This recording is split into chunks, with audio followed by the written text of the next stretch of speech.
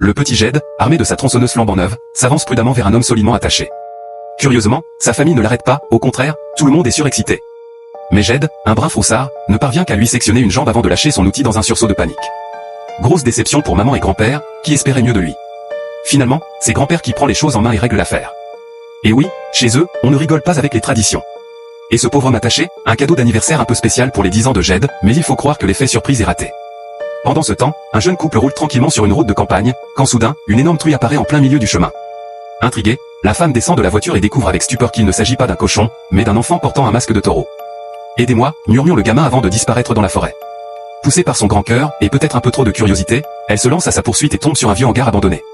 Sans hésiter, elle ouvre la porte et entre. Grave erreur, elle vient de tomber droit dans le piège de Jed. Ce petit bonhomme masqué n'est autre que notre jeune héros en pleine séance d'entraînement familial. Son grand frère, voyant qu'elle est encore en vie, décide d'accélérer les choses avec un moteur suspendu prêt à faire son office. Heureusement, son petit ami, plus rationnel, appelle immédiatement la police. L'intervention est rapide, mais l'affaire prend une tournure explosive quand le shérif Hartman débarque sur place, car la victime n'est autre que sa propre fille.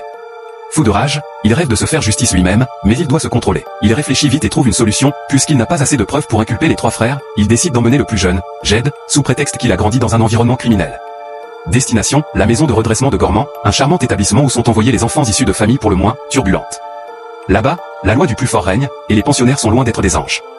À peine arrivé, Jed assiste à une scène musclée où la nouvelle infirmière Liz manque de se faire agresser. Heureusement, Bud, un colosse au grand cœur, intervient pour la sauver. Mais voilà, le docteur Lane interprète mal la situation et décrète que Bud et son adversaire ont besoin d'un traitement. Et quelle est cette fameuse thérapie miracle? Les attacher sur une chaise, leur raser le crâne et leur envoyer quelques décharges électriques sur la tête? Une méthode radicale. Pendant ce temps, la maman de Jed, Fiona, n'a pas dit son dernier mot. Refusant d'abandonner son fils, elle débarque à l'institut, bien décidée à le voir. Malheureusement, le docteur Lane lui refuse toute visite, qu'à cela ne tienne. Avec un flair digne d'un agent secret, elle prétexte une envie pressante, assomme une pauvre infirmière au mauvais endroit au mauvais moment.